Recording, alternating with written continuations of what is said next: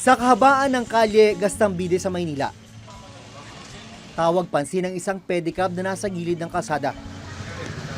Isang taon na kasing nakatira rito ang 67 taong gulang na si Lolo Inigo Talapas Sr. Para tulungan siyang makahinga, isang oxygen tank ang nakakabit sa kanya. Tay, ano yung sakit mo ba? Tuberculosis. Tuberculosis. Kailan pa kayong gumagamit nito? Bago lang naman. Nung hindi na kaya ng hindi nga, gumamit ako ng ganito. Kung wala ito, Hindi ko na kaya.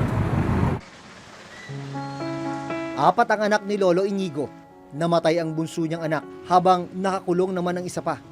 Ang panganay na si Tessie at ang kapatid na si Inigo Jr. ang nagbabantay kay Lolo Inigo. Si nanay po umuwi ng probinsya. Pagod na din po sa pag-aalaga. Sumuko na. Iniwan niya si tatay. Mula sa bayan ng Albuera sa Leyte si Lolo Inigo, pero lumuwas siya sa Maynila para makipagsapalaran. Kung saan-saan din napadpad. Pero dito po siya totally naghanap buhay, naging vendor. Nagpa-jack din po siya. Hanggang sa nagtinda din po ng dyaryo. Hindi na po namin ma-afford na yung mangupahan, na kaming mangupahan, parang pangingilagan na siya kasi sa kalagayan niya. Hindi na siya makapaghanap buhay, dyan na lang siya. Yan na yung pinakatinutulugan niya, dyan na rin siya lahat, naliligo, sa CR. Habang idinudokumento ng aming team ang kondisyon ni Lolo Inigo, naubusan ng laman ang isa sa 2 niyang oxygen tank. Mabuti na lang naparefill agad ng kanyang anak ang isa pang reserbang tangke. Bali yung reserba po, pinare-refill namin doon sa bangbang. Pag nauubusan kami ng tangke. 260 pesos ang bayad sa kada refill ng isang tangke ng oxygen. Sa maghapon, inaabot ng 2 hanggang 3 tangke ang nakukonsumo ni Lolo Inigo. Ang kinikita ng magkapatid sa pamamasada ang ipinantutustos nila rito. pag nauubos yung supply nyo nito, kanino kayo pumupunta? Tulong-tulong ang bagabang. Nakakaraos yan. Pero kung minsan wala, yun, nag-alboroto ko. May senior citizen card si Lolo Inigo pero napag-alaman namin na wala siyang natatanggap na 500 pesos na monthly pension mula sa gobyerno. Wala pa po.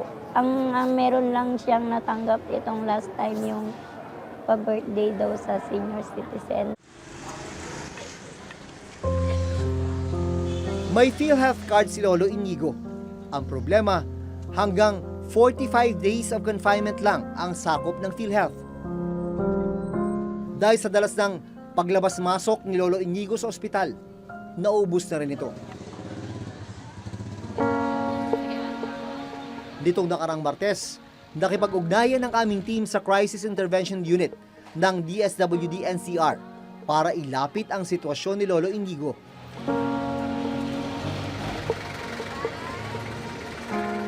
Ilang kinatawan ng opisina ang nag-assess sa kondisyon ni Lolo Inigo.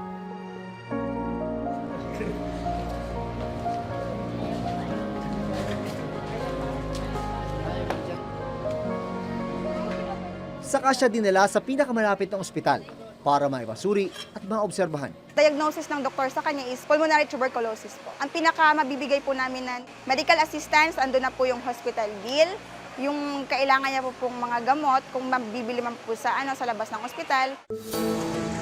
Para mabigyan ng social pension ang senior citizen, tinitignan ng DSWD kung sila ay may karamdaman o kapansanan, walang pinagkukunan ng pensyon o walang kabuhayan.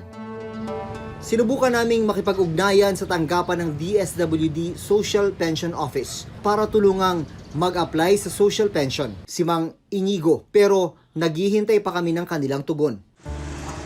Sa datos ng Philippine Statistics Authority o PSA, sa 8.8 million na senior citizens, nasa 3.7 million ang kabilang sa workforce ng bansa noong July 2018. Hapo at mahina na ang kanilang mga katawan, pero marami sa kanila ang kailangan pa ring pasukin ang mahihirap na trabaho, gaya ni na Lola Rosa at Lola Esther, para lang matugunan ang kanilang mga pangangailangan. Ang malungkot, anumang kayod, kulang pa rin talaga. Ang pensyon ng gobyerno hindi rin naman sapat, lalo na kapag iginupo na sila ng karamdaman, gaya ng nangyari kay Lolo Inigo. Dahil si nanay, si tatay ay meron siyang karamdaman at dahil dito ay wala na siyang oportunidad na magkaroon pa ng income kasi doon sa kanyang karamdaman. At the same time, dahil wala siyang income, wala siyang pambili ng gamot, wala siyang pambili ng pampa-ospital kung siya ay nagkasakit. Yung aming proposal po kasi is gawin siyang 1,000 from the 500 pesos. At the same time is lahat ng indigent is dapat kasama siya doon sa 1,000. Dapat yung ating social pension ay hindi siya yung parang limos. It should be a right na magiging entitlement nila na nakatanggap ako ng social pension dahil older person na ako. Dahil nag-ambag ako sa lipunan ng kabataan.